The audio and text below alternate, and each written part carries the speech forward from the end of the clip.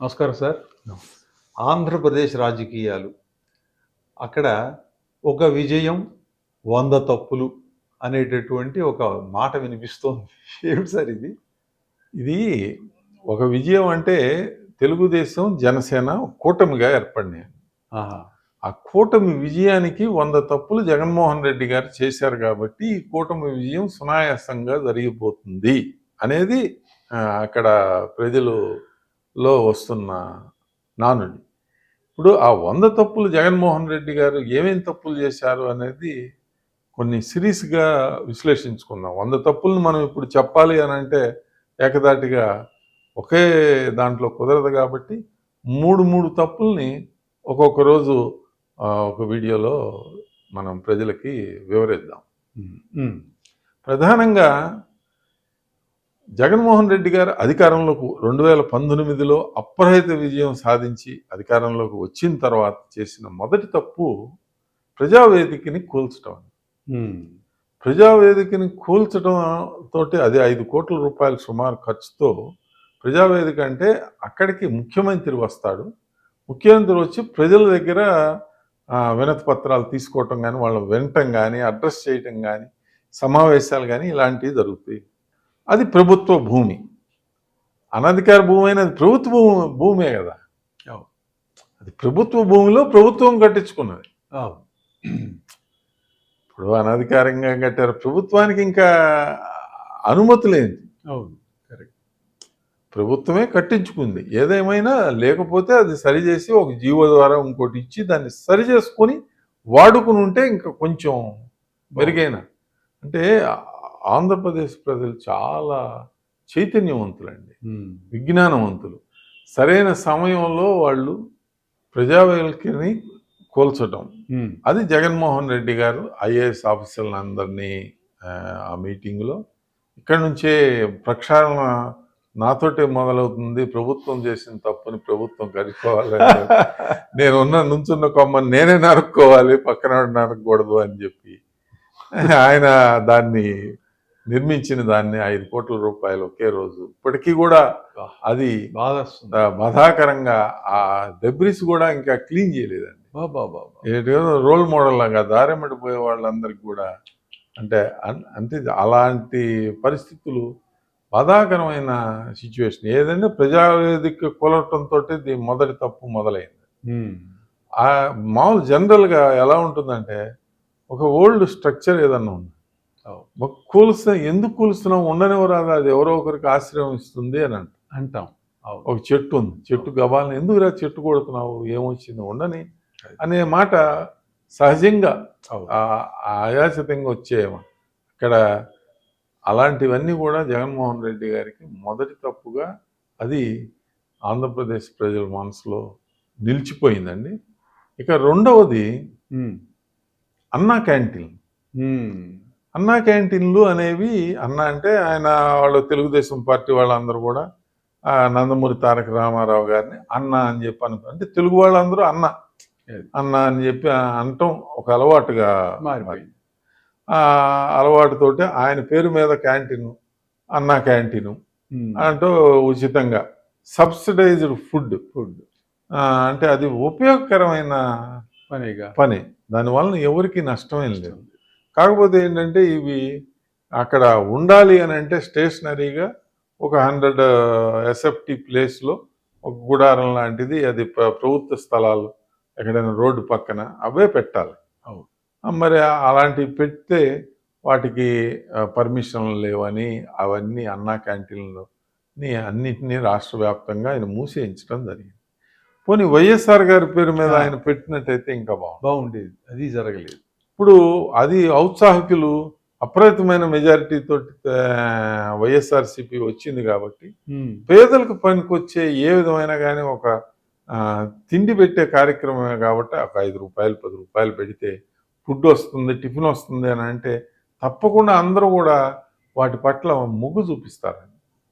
చాలామంది నిరుపేదలకి ఆహారాన్ని అందించింది అనటంలో ఏమాత్రం సందేహం లేదు. ఈ అన్నా క్యాంటీన్లు అనేవి ఇప్పుడు బతకటం కష్టంగా ఉన్న ఈ రోజుల్లో గవర్నమెంట్ ఏదో పెన్షన్లు అప్పుడు ఆ రోజుల్లో 2,000 రూపాయలు ఏదో ఇచ్చేవాళ్ళు. 2,000 రూపాయలకి నెలంతా బతకాలి అని అంటే మీకు ఎంతో కష్టతరమైన విషయం. ఇప్పుడున్న రేట్లకి కానీ ఈ వీటికి మరి వాటిని కోల్చడం అనేది ప్రజలందరిలో మనసుల్లో కూడా ఆ అన్నం రోజు తినేవాళ్ళ కనీసం లాక్కోవడం లాంటిదే. లాక్కోవడం అది ఒకటి ప్రధానమైన కారణంగా జగన్మోహన్ రెడ్డి గారి ప్రభుత్వ పతనానికి 100 తప్పుల్లో ఇది 2వ తప్పుగా అది నిలిచిందండి. అన్నా క్యాంటీన్లు మూసివేయటం, బలవంతంగా మూసివేయటం, ఏ క్యాంటీన్ అయినా ఎవరు అయినా కానీ మూసేయటం అనేది అది 2వ తప్పుగానే. ఇక ప్రధానమైన 3వ తప్పు ఏంటంటే బలహీన వర్గాలని ఎస్సీ ఎస్టీ, అంటే ఎస్సీ ఎస్టీలకి ఒక సబ్ ప్లాన్ అనేది తెలుగుదేశం పార్టీ ప్రభుత్వం ఎప్పటి నుంచో వాళ్ళు ఒక సబ్ ప్లాన్ వాళ్ళ కోసం అంటూ ఒక ప్లాన్, ఒక బడ్జెట్ 40,000 కోట్లు 50,000 కోట్లు అట్లా ఇచ్చి ఆ 5 ఏళ్ల కాలంలో ఆ ప్లాన్ ప్రకారం ఎస్సీ ఎస్టీలకి చదువుకున్న వాళ్ళకైతే ఏదన్నా లోన్లు ఇచ్చి ఉపకరణాలు ఇవ్వటం కానీ, విద్యార్థులైతే వాళ్ళ ఉన్నత విద్య కోసం అమెరికా పంపించడం కానీ, మరి పెన్షన్లు కానీ ఇట్లాంటివన్నీ దానిలో ఇచ్చేవాడు. ఎస్సీ ఎస్టీ సబ్ ప్లాన్లో ఒక ప్లాన్ ఉండేది. ఆ ప్లాన్ ప్రకారం దానికి ఒక చైర్మన్ ఉండేవాడు, మరి ఐఏఎస్ ఆఫీసరు, మరి రాజకీయాల నుంచి వచ్చిన వ్యక్తి కూడా ఒక అతను ఉండేవాడు ST ST sub plan commission చైర్మన్గా.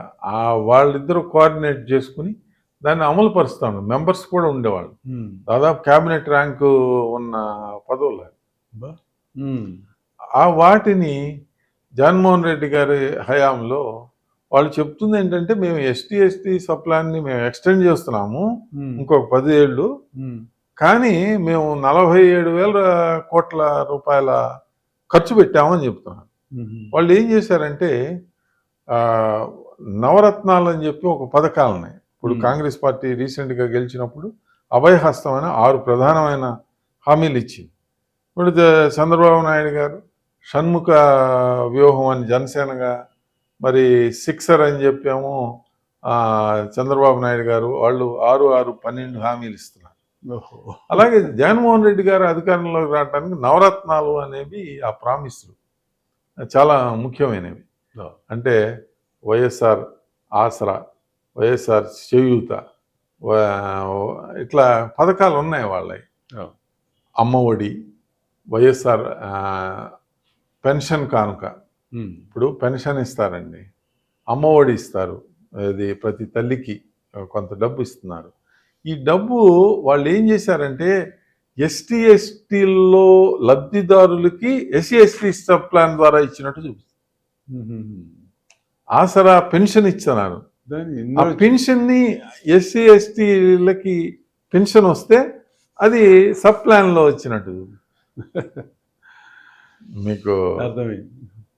ఇలా నవరత్నాల్లో ప్రతి లబ్ధిదారుడికి కూడా ఎస్సీ ఎస్టీలకి వచ్చిన పథకాల్లో వచ్చినవన్నీ కూడా ఈ ఖాతాల్లో వేసేసి మొత్తం 47,000 కోట్లు మేము ఖర్చు పెట్టాము అని చెప్పారు.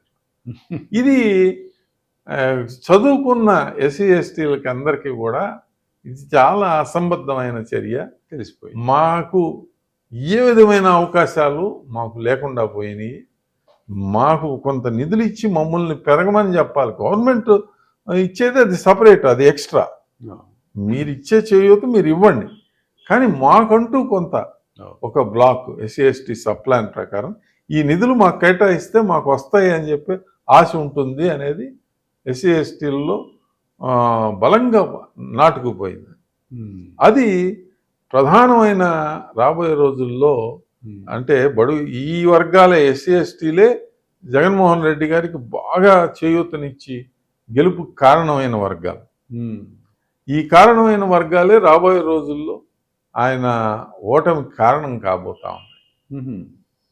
కేవలం ఎస్సీ ఎస్టీ సబ్ ప్లాన్, ఇప్పుడు మీరు హర్షకుమార్ గారు కానివ్వండి, కొలికిపూడి శ్రీనివాస్ గారు కానివ్వండి, మరి ఇట్లా మేధావులు ఎవరైనా కానీ ఎస్సీ ఎస్టీల్లో ఎవరున్నా కానీ, పోతులు బాలకోటయ్య గారు కానివ్వండి, ఇట్లా ఎవరు చెప్పినా ఇదే చెప్తారు. ఎస్సీ ఎస్టీ సబ్లాన్ని మూలన పెట్టారు, అది పని చేయకుండా చేశారు, దానివల్ల నిధులు ఇవ్వటం లేదు. జవహర్ గారు కానివ్వండి, ఎవరు చెప్పినా కానీ, అంటే ఏ మేధావి చెప్పినా దాని మీద పుంఖాలుగా ఆర్టికల్స్ అయ్యి కూడా రాయటం జరిగింది. ఎస్సీ ఎస్టీ సబ్లాన్ని దాన్ని బొందబెట్టారు కాబట్టి మీకు రాబోయే రోజుల్లో ఓటమి తప్పదు. ఇది మూడవ ప్రధానమైన కారణం. ఈ మూడు ప్రధానమైన కారణాలు, మొదటి మూడు ప్రధానమైన కారణాలు ఇవి. రాబోయే వీడియోలో నెక్స్ట్ 3 ప్రధాన కారణాల గురించి తెలుసుకుందాం. Thank you sir. Thank you.